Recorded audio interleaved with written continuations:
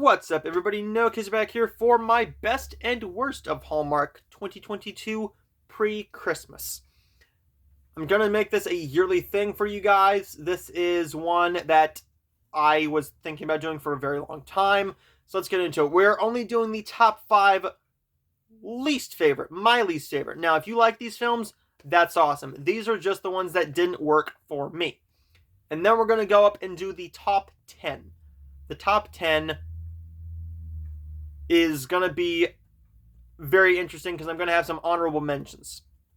So the top 5 least favorite, or worse in this case, Hallmark films of the year so far is Mariah's Lighthouse at number 5. Mariah's Lighthouse was a Luke McFarlane film that had almost nothing going for it. The chemistry was not there between him and Rochelle.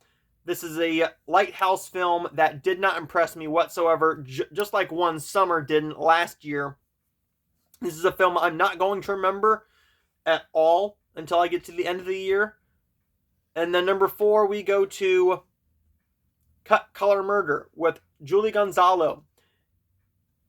I had zero interest in this film as soon as we got to the murder because I was not believing the story. I was not enjoying the story. I was not enjoying the way it was flowing. There was nothing about this mystery film that intrigued me whatsoever. But I gave it a shot, and I thought it was just nah. Number 3, we have A Second Chance at Love. This is a movie that had no chemistry between the stars and a very, very weak story.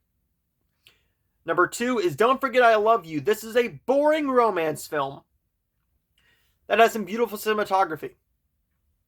It's all about Taylor, a successful woman whose job is her life. Her 30th birthday arrives when it turns out that her previously deceased mother has placed various tasks for her in a time capsule. They're the basis for stepping out of her comfort zone and gaining new experiences. This is one I did not like at all. But the one movie that I think really dropped the ball is Love Classified, starring Melora Hardin. This is a movie all about romance novelist Emelina. Amelia is a whirlwind who blows back into the lives of her adult children. Taylor and Zach, under the pretense of a book signing arranged by her hometown's local bookshop. Zach and Taylor explore new and past relationships through an app that boasts old-fashioned human connection by the way of the classified ad. Zach is given a chance to heal old wounds while Taylor matches with a woman that changes the way she's always thought about love. This is a movie that was not going to be very well received because of the lesbian storyline anyways. That's not why I didn't like this film. You are not supposed to dislike the lead of your story. And Melora Hardin is not likable in this movie. She is not likable. She is not redeemed in any way. She is not written very well. This movie is not written very well. It's a poorly paced, poorly acted at some points, and very mediocre Hallmark film that just completely blows my mind that they did this with this story. You could have had something great here, and instead, you completely ruined this movie. This got 1.5 out of 5 from me. We're going to go up to the honorable mentions now for best of the year so far. Best of the year, we're going to bump up Nikki and Nora Sister Sleuths, the best mystery we've gotten this year so far, and I'm hoping the start of a new franchise. Wedding of a Lifetime is going to get bumped right up there as well. Wedding of a Lifetime was a damn good movie that was all about this couple who has been together for almost 10, 11 years. They are engaged for that long at least, and they just haven't got married yet. They want to break up, but their whole entire town says, hey, you're supposed to be together. It's just taking a little bit of time because of money, jobs, and blah, blah, blah, blah, blah. And they basically have the news come in, and they are on this game show to have them have their dream wedding. It is an entertaining film, and I enjoyed it very much. We have Heart of the Matter. That was Amy Teagarden. She stars in this drama for Hallmark Movies and Mysteries. This one got 4 stars. She plays Andy, and she's a cardiologist who is devastated by the accidental death of a patient. As she and his grieving mother overcome their sorrow through forgiveness, they learn that acceptance leads to hope. This is a heart-wrenching Hallmark film that is going to be emotional for some people, but I enjoyed this one because of the acting, the storyline, and just everything all together.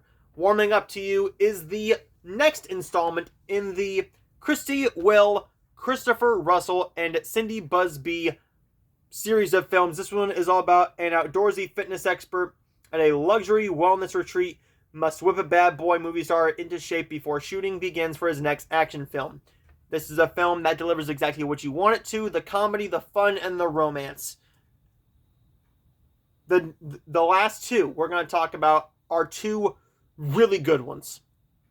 Big Sky River is the best one so far. On this list, we have Big Sky River. This is all about Tara, and she needs to go back to Parville, Montana. The place that made her the happiest. In order to move forward after a messy divorce, her handsome neighbor presents an unexpected twist. This is one that really surprised me. I had no expectations for this. It's like a Western-style Hallmark film, and I was not all that intrigued by that. But the one that got really, really close was Hunter King in Hidden Gems. This is all about Addie, who is preparing for her sister's wedding, and she loses her grandmother's ring in the waters of Hawaii. She hires a dive instructor named Jack to search for her lost treasure. They immediately clash with each other when Addie insists she go on the pursuit with Jack. Once they come to an agreement, Jack ends up serving as Addie's tour guide on the island's hidden gems. This is a film that is very entertaining. It's sweet, it's funny, it's romantic. The acting is really good from the new star on Hallmark Channel that I love so much, and that's Hunter King. And she makes this film and Nikki and Noah's sister Sluice another 2 stars higher than they would have been without her. She is a hidden gem of the Hallmark actresses. Number 10 is Love's Portrait.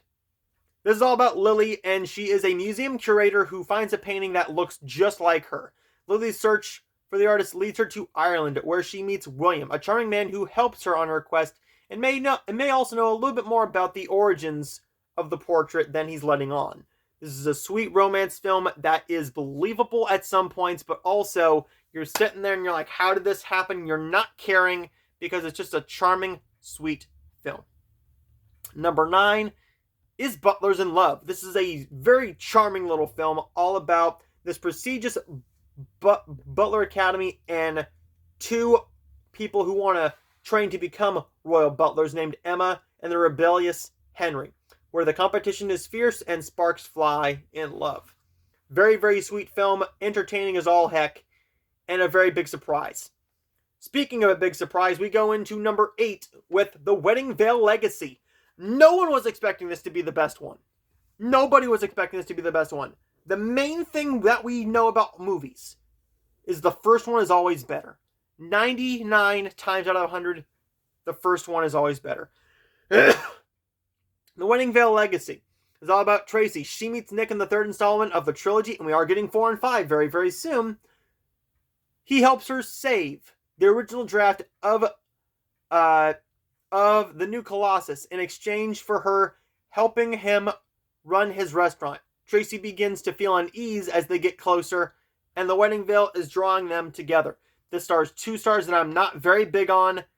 Allison Sweeney and Victor Webster. I think they're damn good in films, but their Hallmark films have not sucked me in, and I have not loved them.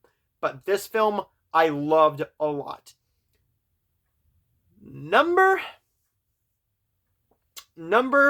7 is actually going to be Campfire Christmas. Campfire Christmas is all about this Christmas in July camp that is going to be shutting down, that is ran by Peyton and her her parents who decide the holiday-themed reunion is going to be the last because they're selling this and it brings everybody back together for one last summer camp together.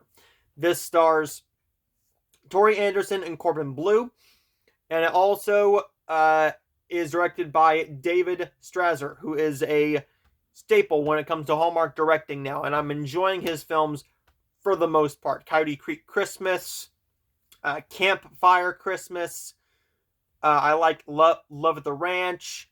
I'm looking forward to The Picture of Christmas coming to Hallmark Channel very, very soon. A Very Merry Bridesmaid was a bit questionable. A Glenbrook Christmas, try saying that 4 times fast. A Glenbrook Christmas was a decent little film, but this one is the best he has done. It's sweet. It feels like a Christmas in July movie. Did the lowest ratings for Hallmark Christmas in July, but for what it was, I enjoyed it, and I got what I wanted. You guys know how I feel about this one. This is Love in the Limelight. Alexa Penavega and Carlos Penavega star as pen pals who have been pen pals for years. They decide to meet finally. Nick is a former teen crush and boy band lead singer, and Summer is a big fan. Their friendship sets the stage for romance. It's all about accepting what you get. It's all about trust, and it's all about protecting your family.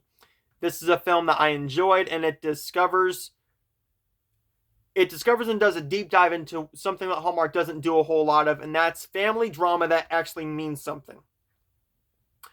Something that means a whole lot to a lot of people is Color My World with Love. This is the first film that Hallmark has ever done where we have Down syndrome actors as the leads.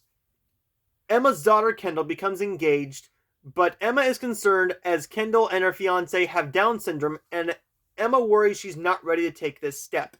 This is a movie all about these 2 Down syndrome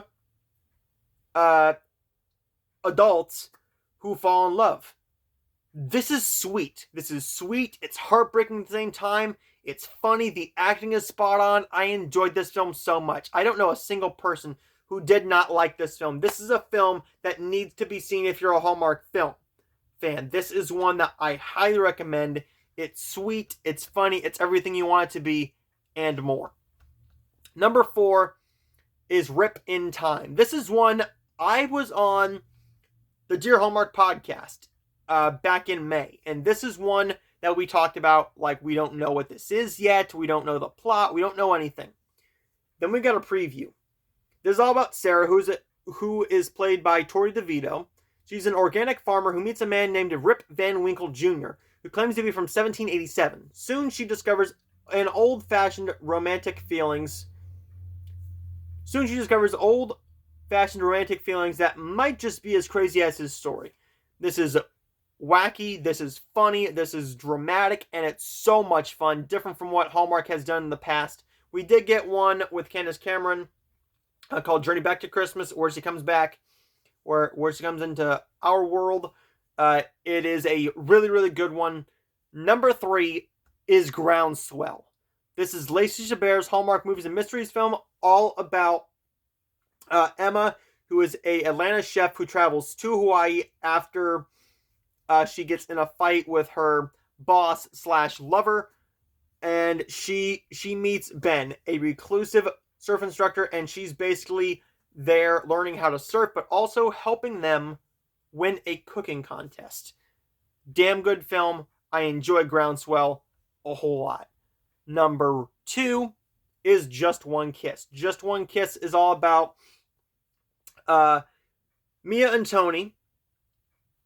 Mia and Tony have a series of chance encounters and sparks fly between college literature professors Mia and Tony, a headliner at a Manhattan supper club. He can sing like no other. Beknownst to them, Maya or Mia's mother, it's been a while since I've seen it, so I'm going to say Mia. Mia's mother, Marlene, and Tony's mother, Sophia, are working some maternal matchmaking magic as well. This is one that I enjoyed, that everybody has enjoyed. It has good singing in it, the acting is there, the chemistry is there. But what I think is the best one so far this year is my grown-up Christmas list. This is one that people wanted more from, and I get why. This stars Kayla Wallace and Kevin McGarry. Taylor, a journalist, and Luke in the military share a special bond that grows between them over the years of several Christmases that they spend together and apart. This is a romance film that delivers on the military aspect as well as the dramatic, emotional aspect, the romance aspect, and some comedy thrown in there as well, because you don't know what happens. It's a film that is going to be one that I watch later this year, and right now this is the best Hallmark film of the entire year. How will it shape up at the end of Christmas? Well, we have to go all the way to December 18th for that, but we will do that very, very soon for you guys, and I will see all of you guys next time. So thank you for watching this ranking video for the best and worst of Hallmark pre-Christmas, but we'll see you for post-Christmas on December 19th, and a ranking video of everything. So I always love you guys next time.